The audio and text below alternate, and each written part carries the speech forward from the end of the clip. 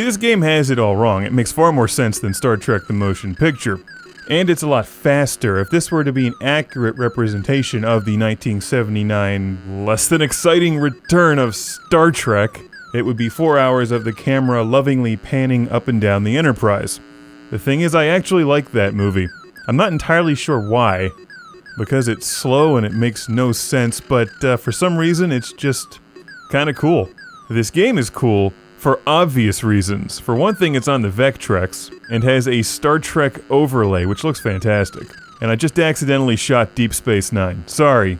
And also, it's pretty fun. This is a good game to break out at a party with friends, especially fans of Star Trek.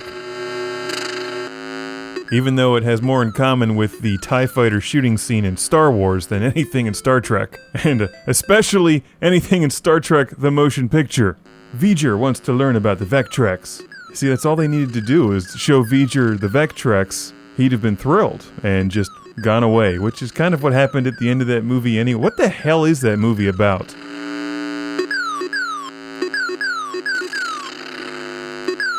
You see, the whole trick to watching Star Trek the Motion Picture is that you have to use it as a pre-party for Star Trek II The Wrath of Khan, because it's like 3 hours long. You could easily throw back a number of drinks and play several dozen games of Star Trek the Motion Picture on the Vectrex, while Star Trek the Motion Picture the movie is playing in the background. Because you don't really want to pay close attention to it. It's way too long and could easily be condensed into 30 seconds if it was actually made to be exciting. And it's the perfect length to let those beers take effect so that when the Wrath of Khan does start, you're ready to party with Kirk and the crew. Because I'm pretty sure they were bored in the motion picture as well. But let's get back to this game. It's pretty straightforward, as you can see from the gameplay. You're basically just moving the, spaceship around the screen shooting things. But for a 1982 video game, it's pretty smooth.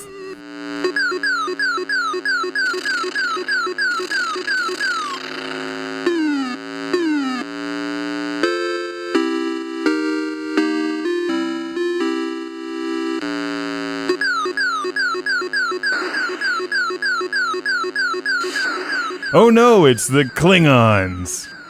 Back when they were bad, before Worf, who was good. Until Deep Space Nine, then he was bad. The Klingon mothership is a bit erratic. Sometimes it's really easy and just sits there and kind of looks at you while you shoot it. Other times it flies all over the screen and wastes you. So that's the game. You shoot enemies and you have a force field. They don't call it that in Star Trek. You have a shield. You throw up your shields. I should know this. I've seen every Star Trek a lot, except for Star Trek V. Once was enough. They should have just gone back in time and saved some more aquatic creatures. That was awesome. Showing up in 1980 San Francisco with 80s pop jazz playing in the background, looking for nuclear vessels. Star Trek IV is a masterpiece. Why is there not a Star Trek IV game on the Vectrex? We get the motion picture, but not Wrath of Khan or Star Trek IV. And don't even get me started on the new Star Trek, which was a fun action film, but didn't anybody find it odd that the Beastie Boys were in Star Trek? Two great things that just don't go well together. And set up just the whole damn is, if they're gonna rewrite the entire universe and just basically slap the face of every Star Trek fan for the past 40 years, they may as well have just introduced R2-D2 and C-3PO, because the Star Wars franchise has already bottomed out. So what the hell, you may as well combine the two and make something interesting. They should lock the new Star Trek writers and Jar Jar Binks in a closet somewhere, throw away the key, make Star Trek VII where Khan returns as Mechagodzilla, fighting Star Destroyers piloted by Klingons. And just call James Cameron to direct it.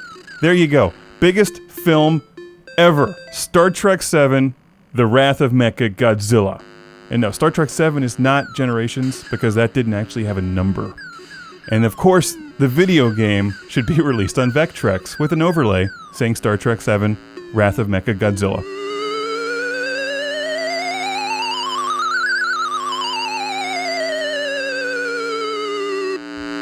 And make it pretty much like this game, except instead of fighting the Klingon mothership, you fight Mechagodzilla. So just put a few more vectors on the Klingon thing and you've pretty much got them. I've gone off subject. I'm trying to get to the part of the game here where it picks up speed and gets really cool. But I'm very passionate about this because the new Star Trek scares me. Uhura is not Uhura unless she's been in Truck Turner.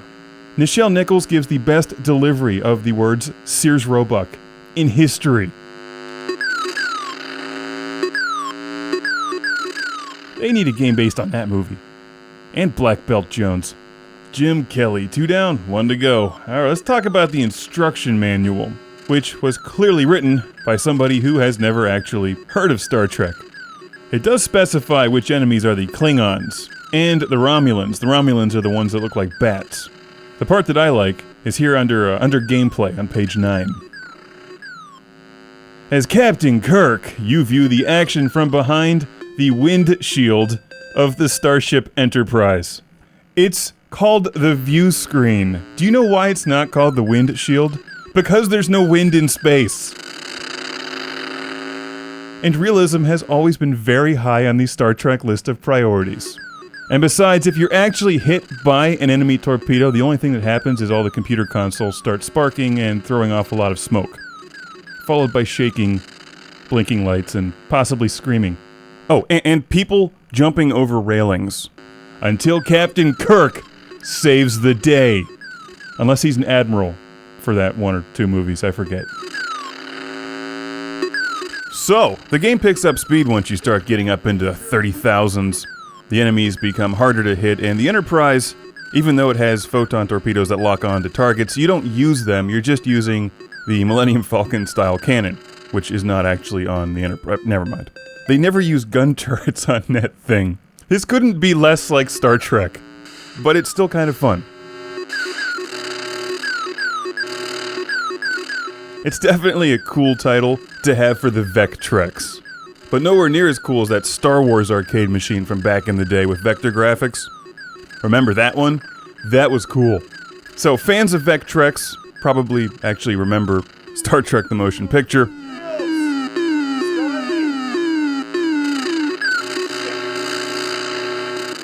It's a fun game to play every now and then. Yell at Scotty, tell him to give you more power, boost the shields, don't blow up the space station. Star Trek, the motion picture, the video game. They should have more product tie-ins, like Star Trek, the motion picture, the video game, the flamethrower.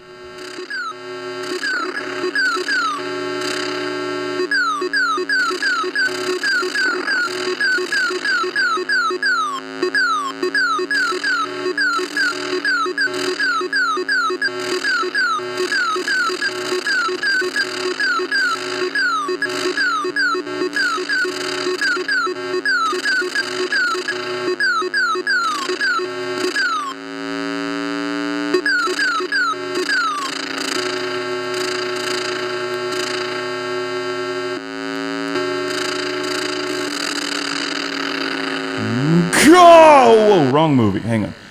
V'ger! V'ger!